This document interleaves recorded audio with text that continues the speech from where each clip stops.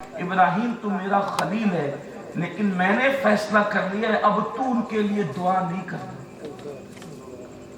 دوسری جماعتوں کے لوگ یہ کہتے ہیں کہ اللہ نے خلیل کی دعا رد کر دی، لیکن چونکہ ہمارا مسلک بے ادبوں کا مسلک نہیں ہے، ہمارا دین پورا کے پورا ادب ہے، مگر سن لو قرآن کیا کہہ رہا ہے، میرے خلیل اب تو ان کے لیے دعا نہ کرنا چونکہ ہم نے فیصلہ کر لیا ہے۔ اور ابراہیم علیہ السلام کو روک دیا۔ میرے بھائیوں، وہ تو لوتیوں کے لیے روکا گیا، وہ تو اپنی جگہ ہے۔ حضرت ابراہیم خلیل اللہ کو تو چچا کے لیے بھی روک دیا اللہ نے۔ آزر سے فرمایا تھا میرے چچا تو نے میرے ساتھ کچھ خیر کیا ہے تو میں تیرے لیے مغفرت کی دعا کروں گا۔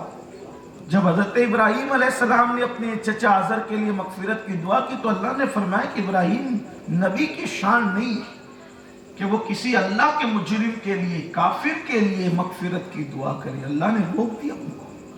آپ مجھے بتائیں میرے بھائیوں کہ جب ایک مقام وہ آتا ہے، ایک منزل وہ آتی کہ انبیاء کرام جیسی پاکیزہ اور مقدس ہستیوں کو بھی سفارش کے لیے اور دعا کے لیے اور امداد کے لیے قدرت اپنی غیرت کی وجہ سے روک دیتی ہے۔ اب آپ سوچو، نبی کا چچا ہو کر کے مجرم ہو، آل پیغمبر ہو کر مجرم ہو تو ان کے ساتھ قدرت یہ سلوک کرتی ہے۔ اور اب اپنے حالات دیکھو، اور اب اپنی اوقات دیکھو، اور اب اپنے جرائم دیکھو، اور پھر سوچو کہ ہم کیا کر رہے ہیں۔ قوم لوط میں جتنی جرائم تھے وہ سب جرائم ہماری قوم میں موجود، قوم شعیب میں جتنے جرائم تھے وہ سارے جرائم ہماری قوم میں موجود۔ اسی طریقے سے قوم عاد، قوم سمود، جتنی قومیں گزر چکی ہے وہ ساری اقوام کے جرائم ہمارے اندر موجود ہے، اور ہم بہت سکون سے سوچ کر کے بیٹھے ہیں مولانا ہمیں کچھ ہونا نہیں ہے کیونکہ ہم لوگ مغفرت یافتہ ہے، ہماری نجات ہوگی کیونکہ ہم نے کلمہ پڑھ لیا ہے۔ کلمہ پڑھنے کے بعد ہماری چھٹی ہو گئی ہے۔ نادان ہے، کلمہ پڑھنے کے بعد چھٹی نہیں ہوتی، بلکہ بے شمار ایسے کلمہ پڑھنے والے ہیں جنہوں نے کلمے کا تقاضا پورا نہیں کیا ہوگا تو اللہ ان کے کلمے کو بھی قبول نہیں فرمائے گا۔ خود اللہ کے رسول علیہ السلام نے جن کی شہادتیں رد ہونے والی ہے، اللہ کے رسول علیہ السلام نے جن کی شہادتیں رد ہونے والی ہے ان کا ذکر فرمایا۔ میرے آقا مصطفیٰ جان رحمت صلی اللہ علیہ وآلہ وسلم ارشاد فرماتے ہیں، آقا کریم فرماتے ہیں کہ جو شخص دنیا کے اندر نشہ کرے گا اور نشے میں مبتلا ہوگا، اللہ اکبر، دنیا میں نشہ کرنے والا اور نشے میں مبتلا ہونے والا وہ ہے کہ اللہ اکبر اس نے توریت میں جو آیا اس کا انکار کیا، انجیل میں جو آیا اس کا انکار کیا، زبور میں جو آیا اس کا انکار کیا، قرآن میں جو آیا اس کا انکار کیا، اس نے محمد کا انکار کیا جس نے نشہ کیا، اور قیامت کے دن اللہ اس کی شہادت کو قبول نہیں فرمائے گا۔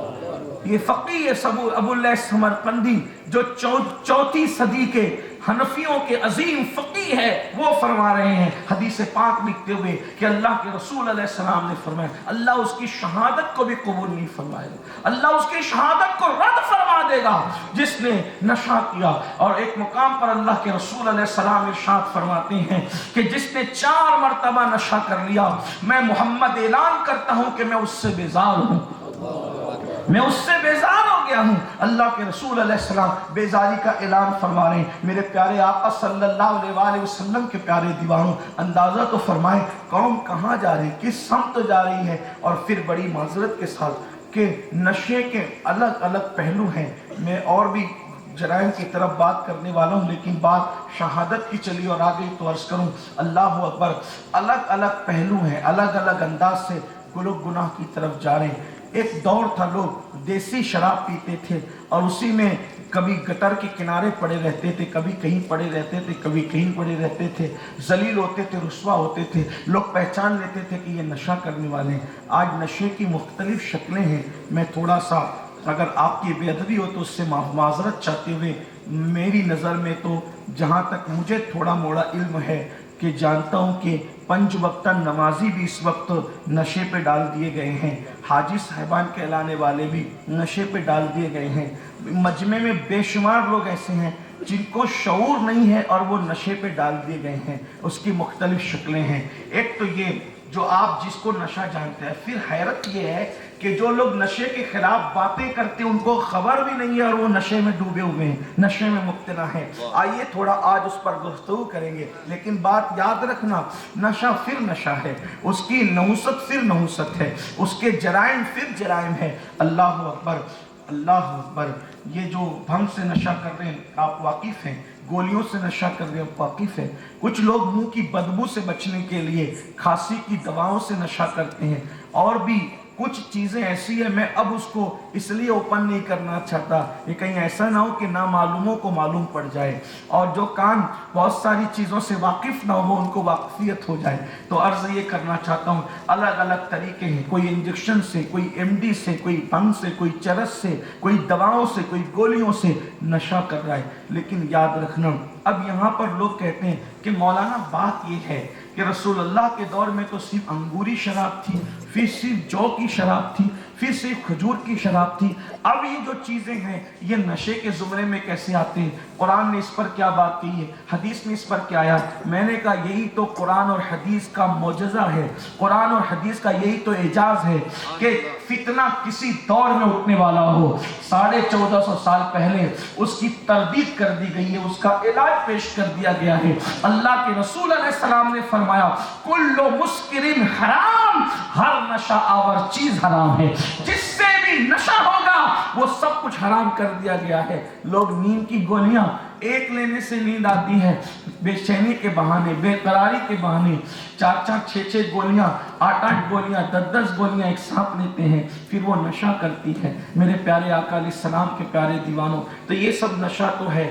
کچھ لوگ کہتے ہیں بطور دوا نشہ کرنا یہ جرم نہیں ہے, کچھ لوگ کہتے ہیں بطور دوا نشہ کرنا یہ جرم نہیں ہے. اس پر بھی ایک روایت ہے, سید الطائفہ حضرت سیدنا جنید بغدادی رضی اللہ تعالیٰ ارشاد فرماتے ہیں, میرا دوست تھا, بہت بڑا محدث تھا, تہجد گزار تھا, تکبیر اولیٰ کبھی فوت نہیں ہوتی تھی. میرے اس کے بارے میں پتا چلا کہ وہ نزع کے عالم میں ہے, نزائی پوزیشن کے اندر ہے, اس کو نزع ہے, روح نکلنے والی ہے. میں نے سوچا اتنا متقی, اتنا پرہیزگار, اتنا عظیم میرا دوست ہے, ذرا اس کے سرانے چند لمحے بیٹھ کر کے آؤں. جب میں اس کے سرانے گیا تو دیکھا اتنے بڑے محدث اور عالم اور فقیہ کو لوگ تلقین کر رہے تھے کلمے کی, لیکن اس کی زبان پہ کلمہ نہیں آ رہا تھا. حتیٰ کہ میں نے اس کو یہ تلقین کی, میرے بھائی اب تیرا آخری وقت ہے اور تیری گرم گرم سانسیں تیرے سینے سے نکل رہی ہیں. میرے بھائی کلمہ پڑھ, اس لیے کہ جس کا آخری کلمہ لا الہ الا اللہ ہو, رسول پاک صلی اللہ علیہ وآلہ وسلم نے اسے جنت کی بشارت دی ہے. یاد رکھنا, پوری زندگی ہزاروں ہزار مرتبہ کلمے کا ورد کرو, لیکن کرتوت اچھے نہیں ہے تو موت کے وقت زبان پہ کلمہ نہیں آتا. اس لیے لوگوں اپنی آخرت کا بھی خیال کیا کرو, بلکہ آخرت ہی کا خیال کر کے زندگی گزارو. دنیا میں بڑی موج ہے, بڑے مستیاں ہیں, بڑا کر و فر ہے, بڑا غرور ہے, بڑا گھمنڈ ہے, حق کا انکار ہے, اپنی طبیعت پر جی رہے ہو. حضرت سید الطائفہ جنید بغدادی کہتے ہیں, جب میں نے اس سے کہا کہ تو کلمہ پڑھ, اس نے کہا جنید جا, میں کلمہ نہیں پڑھتا. اور معاذ اللہ اس نے کفریہ کلمہ کہا, جو اب میں یہاں اس کو بیان نہیں کرتا, لیکن اس نے کفریہ کلمہ کہا. حضرت جنید بغدادی کہتے ہیں چونکہ اب وہ میرا دوست تھا مگر کفر بک چکا تھا, کفریہ کلمہ کہہ چکا تھا. میں اٹھا اور اٹھنے کے بعد میں گھر آیا. جیسے ہی گھر آیا کسی نے کہا یا سید الطائفہ وہ تو مر چکا. میں رو رہا تھا, یا اللہ اس کا خاتمہ کفر پر ہو گیا, وہ کلمہ کفریہ بکتے بکتے مر گیا. پھر میں دعا کرنے لگا, اے اللہ اس کو مجھے خواب میں دکھا تاکہ میں اس سے پوچھوں کہ وہ کافر کیسے ہو گیا. اتنا بڑا عالم, اتنا بڑا فقیہ, اتنا بڑا محدث, اتنا عظیم تہجد گزار, عبادت گزار انسان, وہ کافر کیسے ہو گیا, وہ کافر کیسے ہو گیا. تو اس کے موت کے بعد میں نے خواب میں دیکھا کہ وہ تارکول کے لباس میں ہے, وہ ڈامر کا لباس تارکول کا لباس میں ہے, اور وہ جہنم کی جوتیاں اس کے پیروں میں ڈال دی گئی ہے اور وہ عذاب میں تڑپ رہا ہے. میں نے پوچھا بتا, اتنا عظیم تہجد گزار, عبادت گزار, عالم, محدث, فقیہ ہو کر تو جہنم میں کیسے گیا, تو کافر कैसे होके मरा? तो उसने कहा मेरे भाई जुनैद, बात ये थी कि मैं बीमार हुआ, मुझे एक ऐसी बीमारी थी जो मैं सबको बताना नहीं चाहता था, मैं उस बीमारी को लोगों से छुपाना चाहता था, लेकिन एक यहूदी या ईसाई तबीब के पास चला गया। उसने कहा कि अगर तुम 1 कटोरा साल में शराब पिया करो, 1 कटोरा शराब पी लिया करो साल में 1 मरतबा बतौर दवा, तो फिर ये बीमारी दबी रहेगी। इसका इलाज तो कोई मेरे पास नहीं है, लेकिन इसको दबाने का जरिया ये है कि साल में 1 कटोरा ये बीमारी शराब मांगती है। तो उस वक्त अल्लाह अकबर, मैं छुप छुप करके साल में सिर्फ 1 मरतबा बतौर दवा शराब पीता था। उसी 1 कटोरा शराब की नहूसत है कि जब मरा तो काफिर होकर के मरा। मरते वक्त मेरी जबान पे कलमा नहीं आया। मेरे प्यारे आका अलैहिस्सलाम के प्यारे दीवानों, आप अंदाजा फरमाएं कि नशा इंसान को कुफ्र तक लेकर जाता है। यही नहीं बल्कि एक रिवायत और भी है, अल्लाह अकबर, शहज़ते पहली सदी के मुजद्दिद हज़रत उमर इब्न अब्दुल अजीज़ फरमाते हैं कि मैं एक रास्ते से गुजर रहा था, चंद औरतें रो रही थी। मैंने औरतों से पूछा क्यों रो रही हो? तो कहा कि एक बंदे का इंतकाल हो रहा है हमारे ख़ानदान के, और उसकी ज़बान पे कलमा जारी नहीं हो रहा है, आप आइए कलमे की तलकीन करें, हो सकता है शायद वो कलमा पढ़े।